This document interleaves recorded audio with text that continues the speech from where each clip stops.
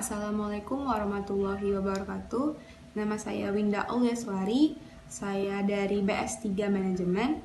Saya anggota dari kelompok 1 dengan materi revolusi industri dan dampaknya dalam dunia bisnis. Saya akan menjelaskan materi pengertian dari revolusi industri dan revolusi industri 1.0. Nah, seperti yang kita ketahui, saat ini kita hidup di zaman atau era revolusi industri 4.0.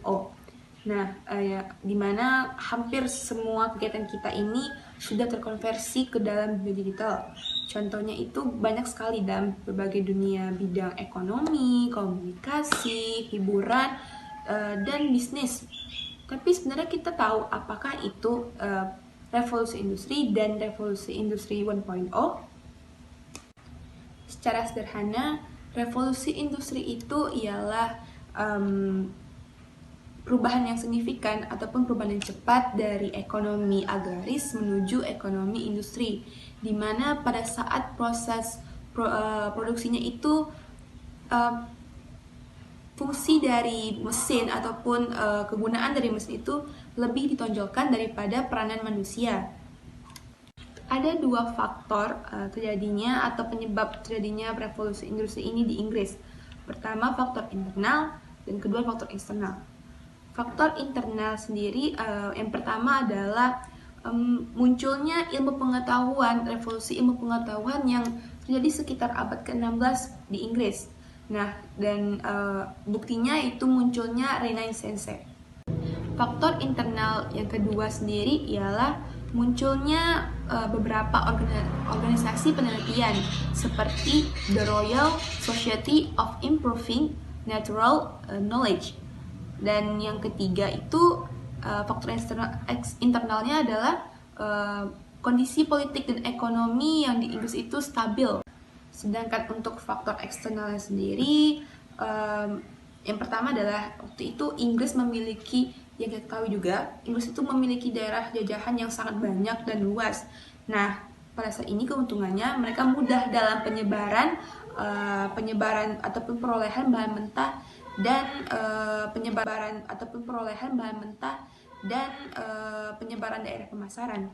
Lalu yang kedua, Inggris ini kaya akan sumber batu baranya, kayak sumber alamnya, yaitu maksudnya batu bara dan biji besi. Lalu yang untuk ketiga, yaitu munculnya paham atau ekonomi liberal. Revolusi industri 1.0 atau 1.0 ini muncul dengan adanya penemuan mesin uap oleh James Watt pada sekitar abad ke-18. Sektor industrialisasi berkembang dengan cepat. Produksi barang kebutuhan masyarakat bisa didapat atau diproduksi lebih efisien. Lalu pada era ini perubahan masif atau perubahan signifikan di bidang pertanian, manufaktur, pertambangan, transportasi, dan teknologi pun terjadi. Selain itu, mesin uap digunakan pada bidang transportasi. Pada saat itu transportasi orang gunakannya itu dengan tenaganya dengan angin. Lalu semenjak James Watt ini menemukan mesin uap, mereka lebih menggunakannya dengan mesin uap dan dibantu juga oleh bahan bakar lainnya seperti batu bara. Dari beberapa referensi yang saya baca, sejarah mencatat revolusi 1.0 ini berhasil mendongkrak perekonomian industri menjadi 6 kali lipat daripada biasanya. Dan revolusi industri 1.0 atau 1.0 ini berakhir pada pertengahan tahun 1800-an. Revolusi industri 1.0 atau 1.0 ini memunculkan beberapa keuntungan ataupun kemudahan, tapi juga memunculkan beberapa masalah seperti di bidang ekonomi, sosial maupun politik. Sekian presentasi dari saya mengenai revolusi industri dan revolusi industri 1.0 atau 1.0. Selanjutnya, materi tentang revolusi industri 2.0 atau 2.0 itu akan dilanjutkan oleh rekan saya. Apabila ada kesalahan, saya mohon maaf. Wabillahi taufiq wal hidayah. Wassalamualaikum warahmatullahi wabarakatuh. Perkenalkan, nama saya Rizky Renaldo Joandri Simbolon dari kelas BS3 Manajemen. Saya ingin mempresentasikan revolusi industri 2.0. Pengertian revolusi dan industri 2.0 adalah industri 2.0 ini juga dikenal sebagai revolusi teknologi, sebuah fase pesatnya di industrialisasi di akhir abad ke-19 dan awal abad ke-20. Revolusi industri 1.0 yang berakhir pertengahan tahun 1800-an. Sebelum revolusi industri 2.0 muncul tahun 1870. Oh iya lah, enak. Revolusi industri 2.0 terjadi di awal abad ke-20. Revolusi industri ini ditandai dengan penemuan tenaga listrik, tenaga otot yang suatu saat sudah dipergantikan oleh mesin uap. Perlahan mulai terganti oleh tenaga listrik. Walaupun begitu, masih ada kendala yang mengambil di akhir 1800-an. Mobil mulai diproduksi secara massal. Produksi massal ini tidak lantas membuat proses produksinya memakan waktu yang cepat karena setiap mobil harus dirakit dari awal hingga akhir di titik yang sama oleh seseorang perakit mobil. Artinya, untuk merakit banyak mobil, proses perakitan harus dilakukan oleh banyak orang yang merakit mobil dalam waktu yang bersamaan proses produksi di pabrik, yaitu masalah transportasi. Revolusi terjadi dengan terciptanya ini produksi atau assembly line yang menggunakan ban berjalan atau konveyor belit pada 1913. Hal ini mengakibatkan proses produksi berubah total karena untuk menyelesaikan satu mobil tidak diperlukan satu orang untuk merakit dari awal hingga akhir. Para perakit mobil dilatih untuk menjadi spesialis yang mengurus satu bagian saja. Selain itu, para perakit mobil telah melakukan pekerjaannya dengan bantuan alat-alat yang menggunakan tenaga listrik yang jauh lebih mudah dan murah daripada tenaga uap. Revolusi industri kedua ini juga berdampak pada kondisi militer pada Perang Dunia Kedua. Ribuan tank, pesawat, dan senjata diciptakan dari pabrik-pabrik yang menggunakan lini produksi dan ban berjalan. Hal ini terjadi karena adanya produksi massal atau mass production.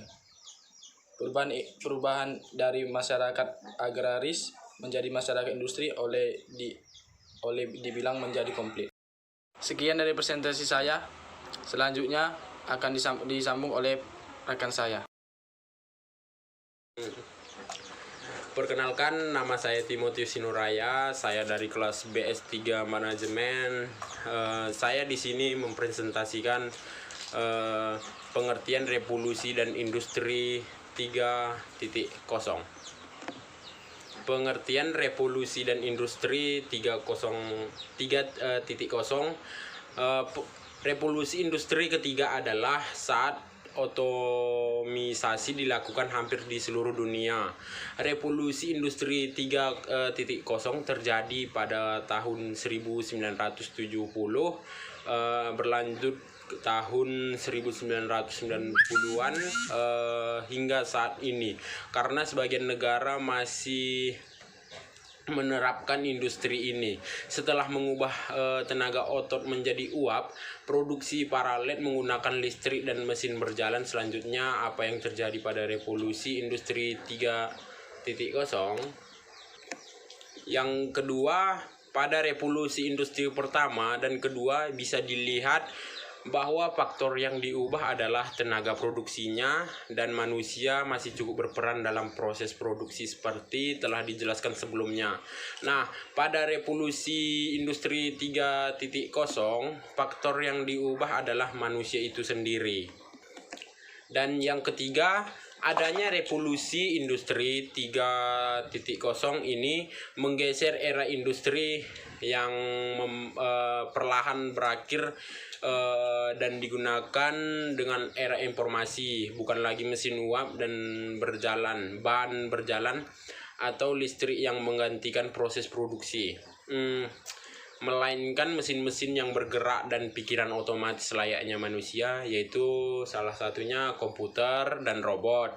Pada masa ini komputer merupakan bawang merah yang memiliki fungsi tercanggih yang pernah ada. Yang keempat, komputer pertama yang dikembangkan dan paling berperan sebagai penting pada masa 2 adalah komputer untuk memecahkan kode buatan Nazi Jerman, nama Colossus. Colossus adalah mesin komputer raksasa yang besarnya seperti seluas ruang tidur. Komputer ini tidak memiliki RAM dan belum menggunakan keyboard.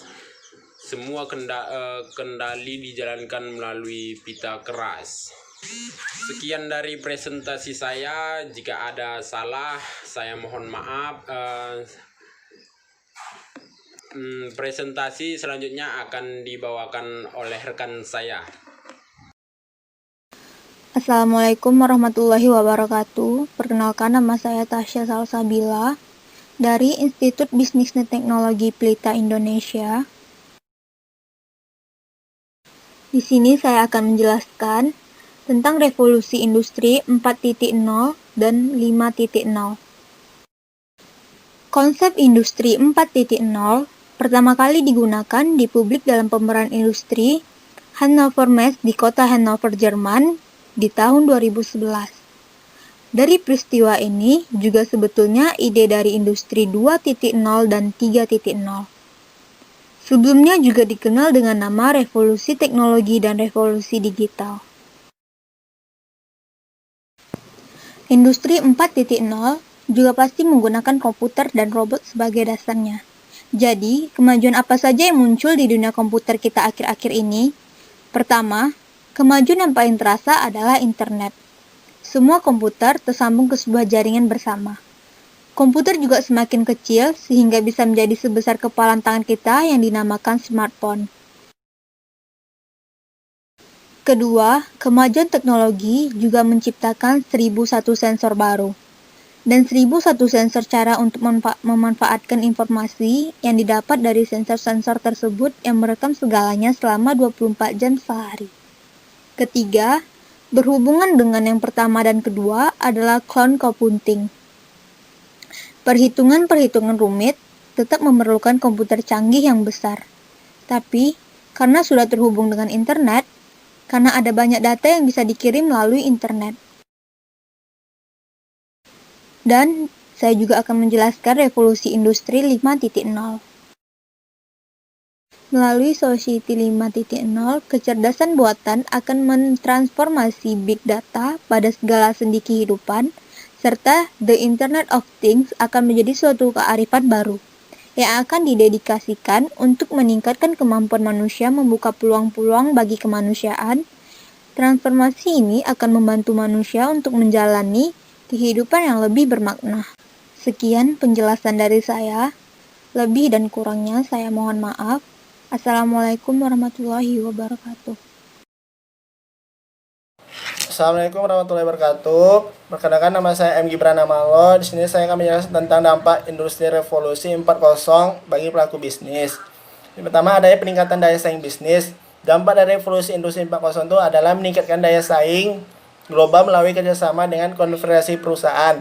Terlihat bahwa produk ini sangat tidak lagi dibutuhkan oleh seseorang, tapi melainkan oleh robot atau programmer yang bisa membantu mendukung untuk satu proses penjualan produk, sehingga bisa mempermudah perusahaan dalam hal mempercepat pemasaran untuk melakukan pemasaran yang lebih baik lagi, dan juga dalam segi hal strategis ini bisa meningkatkan daya saing segmen pasar yang akan datang. Yang kedua, adanya peningkatan produktivitas dalam pendapatan. Dengan peningkatan efisien, penurunan biaya dapat profesional menyebabkan peningkatan sangat keuntungan, sehingga ini mendorong pelaku bisnis satu perusahaan bisa meningkat, yang dimana dulunya sulit bisa meningkatkan lagi lebih baik lagi dalam satu perusahaan yang akan datang, sehingga menguntungkan dalam satu pertumbuhan dalam PPDB negara tersebut. Yang ketiga, ada pengembangan teknologi yang sangat dipercepat, yang dimana dampak revolusi industri 4.0 ini menyediakan plafon untuk berdasarkan inovasi yang lebih lanjut dan teknologi yang sangat modern sehingga dapat dikembangkan secara lebih baik lagi, dan juga ada sistem manufaktur yang sangat canggih dan di mana digunakannya sistem ini mempermudah para pelaku bisnis membuat pembukuan laporan keuangan yang sehingga mudah dipelajari, sangat efisien. Dan juga di sini orang ini menggunakan aplikasi yang namanya Harmoni. Di sini Harmoni juga membantu ribuan orang pemilik usaha agar dapat menggunakan laporan keuangan yang sangat bagus dan mendapatkan hasil laporan yang sangat efisien. Yang terakhir itu ada memberikan fleksibel, berorientasi pada industri pelanggan terhadap industri 4.0.